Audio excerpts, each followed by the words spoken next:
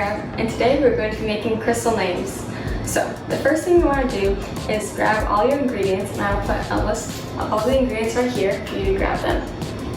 Okay, so next you're going to get a pipe cleaner of any color. I'm using a colorful one, so it has colorful crystals, or you can use a white pipe cleaner and put food coloring in the solution we're going to be making later, so it can be colorful crystals. So you can start off by shaping it into a letter or multiple letters, or you can even do your name in cursive like I did, but I'm going to be doing it with just a simple S. So you're just going to want to shape it as best you can into that letter. You don't want to make it too big because you want it to be able to fit in your jar and not have to touch the sides because it might ruin the crystal's effect. If you need to, you can cut off some extra to make it fit better in the jar. So once you finish shaping your letter or name, you can get your fishing line and your skewer and attach the letter or name to the skewer with the fishing line. You're going to want to make a simple double knot with the fishing line to make it secure. So once you made your simple double knot with the fishing line, you're going to grab your jar and you're going to make sure that your letter fits.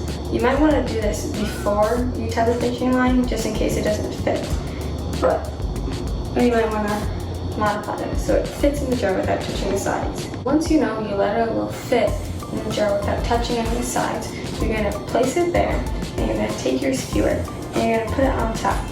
And you're going to wrap it around and keep making sure it's not touching the sides.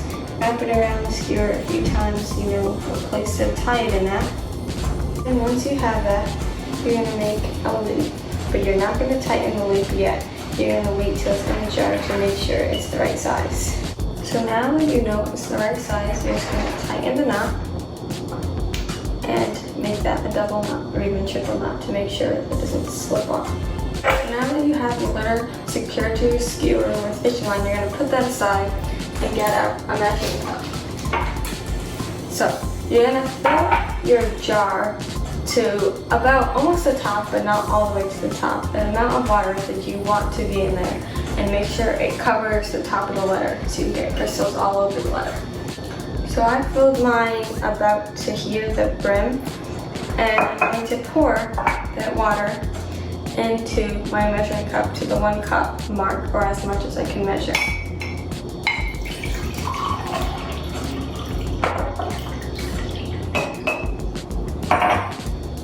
So I poured out some of my water into my cup measurement, and it measures a cup. So I'm going to get out my pot and pour this in there because I need this.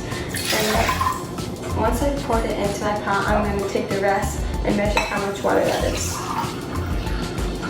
It's about 3/4 cup water. So I'm going to fill it up to the 1 cup line so I can have an even amount of cups to make it easier to measure the borax in later. So now when I pour this in, I'll have 2 cups of water in my pot. I'm going to bring this over to the stove and put it on a medium to high heat so it'll be able to boil in a fairly quick amount of time. Once that is on, I'm going to get my borax and measure out how many tablespoons I need to put in the mixture once it's boiling. For the measurements of borax to water, it is 3 tablespoons of borax per 1 cup of water. In this case, I'm using 2 cups of water, which will mean I'll need 6 tablespoons of borax. Now that I have my 6 tablespoons of borax in here, I'm going to wash my hands and clean off my surface to get the borax off of everything. While the water is starting to boil, I'm going to get my jar and my letter close by because I'm going to need them quickly after it starts to boil. I'm also going to be putting a paper towel under my jar to keep the countertop safe from any borax solution that doesn't make it into the jar. Make sure when you are doing this part you have an adult help you because the water gets really hot and you don't want to hurt yourself. So now that the water is boiling or close to boiling, I'm going to add in my borax and mix it so it's all dissolved. So I'm adding in my borax and I'm going to lower the heat a little bit. And then we can mix. It might be a little loud at some points, but that is normal. Now that the borax is dissolved into the water, I'm going to turn off the heat and bring over my pot of water and pour it into my jar.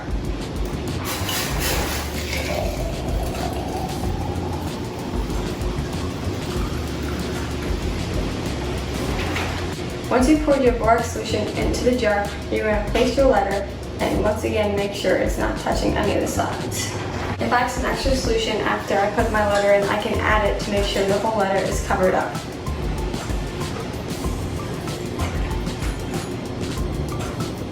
Now that my whole letter is covered up, I'm going to rinse out my pot. I'm going to move this to a safe space so it can rest in the water for up to 24 hours to get maximum crystals. I'm also going to use a towel to move it because it's still hot and I don't want to burn myself. As you can see, I did this experiment 2 days ago and it has been sitting in the solution, and you can see that many crystals formed on the pipe cleaner, causing it to have this cool effect. The crystals formed before the 24-hour mark, and the longer you leave it in there, the more crystals form. I took some photos of my crystal names sitting in the solution at different increments of time, and you can see what the crystals look like at each amount of times. The reason that the crystals form is when you boil the water and dissolve the borax in it, you can't see it, but when you pour it in and you let it cool and settle, the borax forms crystals around any surface it touches, which is why it forms crystals on the jar and the pipe cleaner. And the longer you keep it in the jar and the solution, the more crystals will form, which creates an even thicker layer of crystals around the pipe cleaner. I hope you enjoy this, and I hope you get to try this at home. Bye!